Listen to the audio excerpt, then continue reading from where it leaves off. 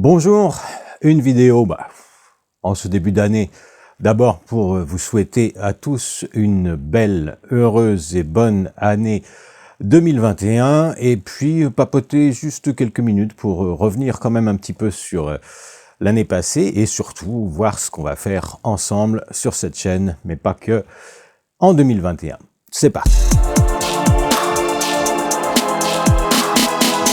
Alors, bon, bien sûr, on n'a pas très envie de revenir sur 2020, donc on va le faire rapidement. Il y a trois choses que je voudrais dire. Les deux premières sont celles qui m'ont particulièrement marqué en 2020, et même si, et ça je l'ai vu dans mon entourage direct, bien évidemment les difficultés sont immenses, et en même temps je pense que cette année 2020 si particulière a eu un effet tout à fait bénéfique sur de nombreux artistes, dans le sens où ça a obligé un grand nombre d'entre eux à ouvrir un petit peu les yeux et à regarder les mécanismes effectifs de ce qui se passait dans le monde de la musique enregistrée. Et ça, je crois que c'est une bonne chose parce qu'on a vu progresser des mouvements de protestation. Les artistes ont réussi à mobiliser au moins peut-être jusqu'aux parlementaires pour s'interroger sur la manière avec laquelle il faudrait peut-être rééquilibrer les choses entre les différents acteurs de la musique enregistrée. Donc ça, c'est une chose à suivre et qui va certainement porter des fruits qui seront extrêmement bénéfiques dans les mois et les années qui viennent. Ça, c'était quand même une première chose qui, je pense, mérite d'être retenue. Deuxième chose qui est passée, à mon sens, trop inaperçue dans ce qui s'est passé vers la fin de l'année 2020 avec cette artiste américaine Billie Eilish qui, confinement oblige, a fait un concert qui se déroulait en réalité virtuelle. Le prix d'entrée était de 30 $ pour le concert.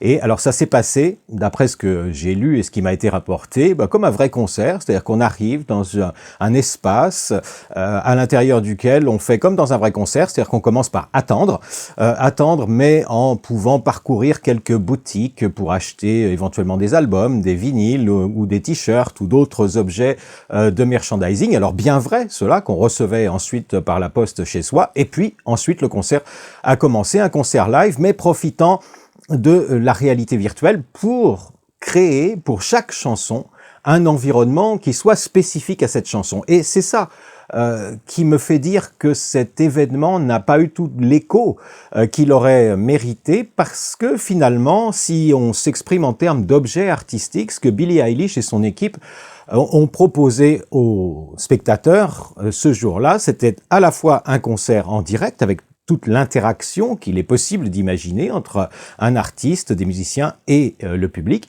mais en même temps, c'était quelque chose qui ne serait pas possible de faire dans une vraie salle de concert, dans la mesure où l'environnement complet des lieux qu'on a traversés, qu'on traversait à chacune des chansons était différent.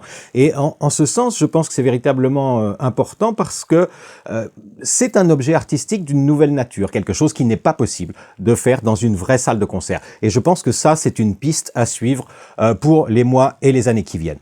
Un petit mot sur cette chaîne, vous êtes aujourd'hui plus de 200 à me suivre et je vous en remercie. Et si vous découvrez cette chaîne à travers cette vidéo, bien évidemment, je vous invite à liker, à vous abonner surtout.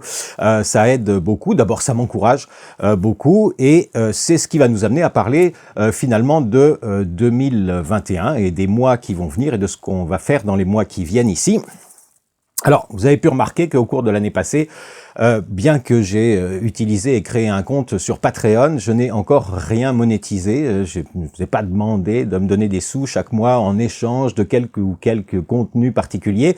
Je vous avoue que j'ai eu beaucoup de mal à m'y résoudre et puis à trouver la bonne formule. Qu'est-ce que finalement je vais offrir et qu'est-ce que je justifierais de mettre dans un espace réservé? Je pense m'y mettre cette année avec des vidéos qui seraient réservées aux abonnés tels que je les imagine. En tout cas, j'ai l'intention d'aborder tout un domaine plus pratique des différentes démarches et formalités qu'on peut faire, comme s'inscrire à la SACEM, trouver un distributeur numérique pour sa musique, peut-être négocier des choses avec des éditeurs musicaux ou étudier des contrats très en détail, avec vraiment en regardant les contrats clause par clause. Ça va être adorablement long et fastidieux, mais Je pense que ça, c'est peut-être une catégorie de vidéos que je pourrais réserver à celles et ceux d'entre vous qui donc me feraient la gentillesse de me soutenir de quelques euros à intervalles réguliers. Deuxième chose de ce que je compte faire dans les mois qui viennent, c'est également un peu améliorer la situation de ce studio. C'est ma cabine de mixage en fait dans laquelle je fais toutes ces vidéos, et pour l'équiper en Dolby Atmos et pouvoir explorer ce qu'on appelle l'audio nouvelle génération, un format qu'il est important de rendre accessible aux artistes indépendants, et c'est le projet que j'ai avec ma cabine de mixage. C'est ce que je voulais vous dire pour cette année. Je suis très optimiste pour ce qui va se passer, donc encore bravo, merci pour tout et à très bientôt.